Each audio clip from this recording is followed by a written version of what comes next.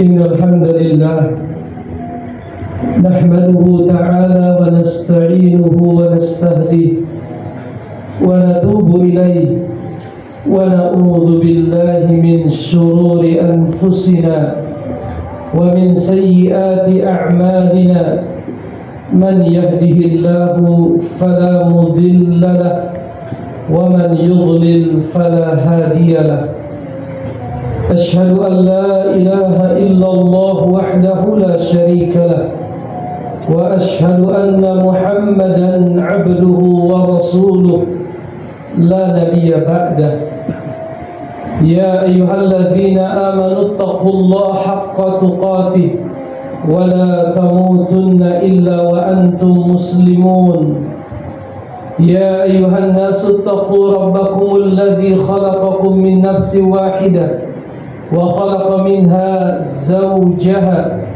وبث منهما رجالا كثيرا ونساء واتقوا الله الذي تساءلون به والأرحام إن الله كان عليكم رقيبا يا أيها الذين آمنوا اتقوا الله وقولوا قولا سديدا يصلح لكم أعمالكم ويغفر لكم ذنوبكم ومن يطع الله ورسوله فقد فاز فوزا عظيما أما بعد معاشر المسلمين جماعة صلاة Jumat rahimani wa rahimakumullah. Di khutbah yang pertama ini kami tidak lupa berwasiat kepada seluruh kaum muslimin.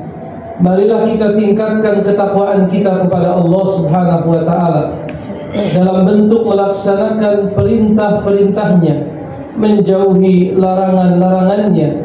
Sesungguhnya ketakwaan adalah sebaik-baik perbekalan yang kita persiapkan untuk kelak kembali kepada Allah Subhanahu wa ta'ala. Ma'asyiral muslimin rahimani wa rahimakumullah. Sebagaimana telah kita ketahui bersama bahwa laki-laki adalah pemimpin untuk wanita. Ar-rijalu qawwamuna 'alan nisa, kata Allah Subhanahu wa ta'ala. Kaum laki-laki itu adalah pemimpin untuk kaum wanita. Dan tentunya setiap pemimpin pastilah akan dimintai pertanggungjawaban oleh Allah Subhanahu wa ta'ala. Seorang laki-laki ketika dia telah berumah tangga, menjadi seorang suami, terlebih lagi menjadi seorang ayah, adalah satu tanggung jawab yang sangat besar. Di dalam Al-Quran Allah Subhanahu wa ta'ala mengingatkan para suami dan para ayah tentang tanggung jawab terbesar mereka atas keluarga, yaitu di surat At-Tahrim ayat yang ke-6. Ya ayyuhalladzina amanu qu anfusakum wa ahlikum nara waquduhan nas wal hijarah 'alaiha malaikatun gilazun shidad la ya'sunallaha ma amarahum wa yaf'aluna ma yu'marun. Wahai orang-orang yang beriman, kata Allah Subhanahu wa ta'ala, peliharalah dirimu dan keluargamu dari api neraka yang bahan bakarnya adalah manusia dan batu. Penjaganya adalah malaikat-malaikat yang kasar dan keras, yang tidak pernah durhaka kepada Allah. Mereka melaksanakan apa-apa yang diperintahkan kepada mereka.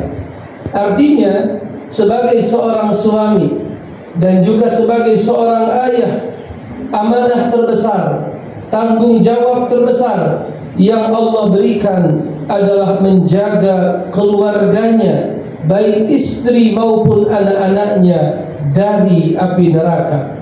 Tentunya ma'asyiral muslimin, salah satu bentuknya adalah dengan memerintahkan keluarga kita melaksanakan apa-apa yang Allah wajibkan, apa-apa yang Allah perintahkan, dan melarang mereka dari apa-apa yang dilarang oleh Allah Subhanahu wa taala. Sebagaimana Allah contohkan di dalam Al-Qur'an surat Thaha ayat 132, wa'mur ahlaka bis-shalah wastabir 'alaiha la nas'aluka rizqa nahnu narzuquk wal 'aqibatu lit-taqwa. Perintahkanlah keluargamu melaksanakan salat, kata Allah, dan sabarlah di dalam mengerjakannya. Kami tidak meminta rizki kepadamu, kamilah yang memberikan rizki kepadamu, dan akibat yang baik di akhirat adalah untuk mereka yang bertakwa. Ada satu kewajiban ma'asyiral muslimin yang seringkali dianggap ringan atau bagi sebagian orang dianggap sepele, yaitu perintah kewajiban Allah di dalam Al-Quran, kewajiban yang disabdakan oleh Nabi di dalam hadisnya, bahwasanya seorang muslimah haruslah menutup auratnya ketika mereka telah dewasa, ketika mereka telah balik. Ini adalah satu kewajiban yang mana suami dan ayah wajib memerintahkan, wajib mengingatkan anggota keluarganya, yaitu mereka kaum muslimah yang telah dewasa, agar mereka menutup auratnya. Bahkan dahulu Allah Subhanahu wa taala telah memerintahkan hal ini secara langsung kepada nabinya Muhammad sallallahu alaihi wasallam. Padahal kita tahu istri beliau adalah wanita pilihan, wanita terbaik, wanita yang menjaga kehormatan dan kesucian. Begitupun putri-putrinya adalah wanita-wanita terbaik yang dididik di dalam rumah kenabian. Tetapi mari kita perhatikan perintah Allah Subhanahu wa taala kepada Nabi kita Muhammad sallallahu alaihi wasallam. Ya ayyuhan nabi, qul li azwajika wa banatika wa nisa'il mu'minin yudnina 'alaihinna min jalabibihin. Wahai Nabi, katakanlah, perintahkanlah kepada istri-istrimu, anak-anak perempuanmu, dan istri orang-orang yang beriman, yudnina 'alaihinna min jalabibihin, agar mereka mengulurkan jilbabnya ke seluruh tubuh mereka. Dzalika adna an yu'rafna, yang demikian itu agar mereka lebih mudah untuk dikenali. Artinya zaman dahulu bisa dibedakan mana wanita merdeka dan mana yang bukan, dan mana yang beriman dan mana yang tidak beriman. Fala yu'zain wa kana Allahu ghafurur rahima, dan agar mereka tidak diganggu, sungguh Allah Maha Pengampun lagi Maha Penyayang. Ma'asyiral muslimin, jamaah salat Jumat rahimakumullah, di surat yang lain, tepatnya di surat An-Nur ayat yang ke-31, Allah Subhanahu wa taala berfirman, wa qul lil mu'minat, dan perintahkanlah, katakanlah kepada orang wanita-wanita yang beriman itu, yaghdudna min absarihin, agar mereka menjaga pandangan mereka, wa yahfazna furujahun, dan agar mereka memelihara kemaluan mereka, wala yubdina zinatahunna illa ma zahara minha, dan janganlah mereka menampakkan aurat mereka kecuali yang biasa terlihat, yaitu wajah dan telapak tangan.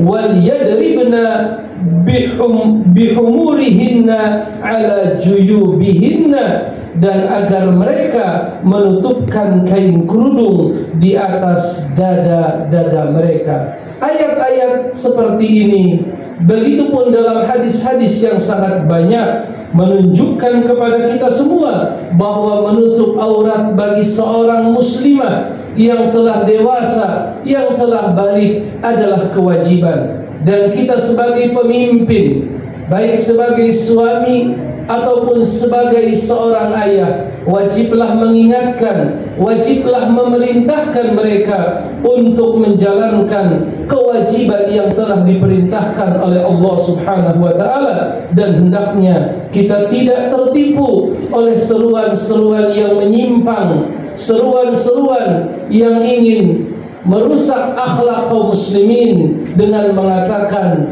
bahwa jilbab adalah budaya dan bukan syariat, padahal dalam kenyataannya tidak ada perbedaan di kalangan para ulama bahwa jilbab adalah bagian syariat, yaitu sesuatu yang telah diwajibkan oleh Allah Subhanahu wa taala. Aqulu qouli hadza wa astaghfirullah li wa lakum fastaghfiruhu innahu huwal ghafurur rahim.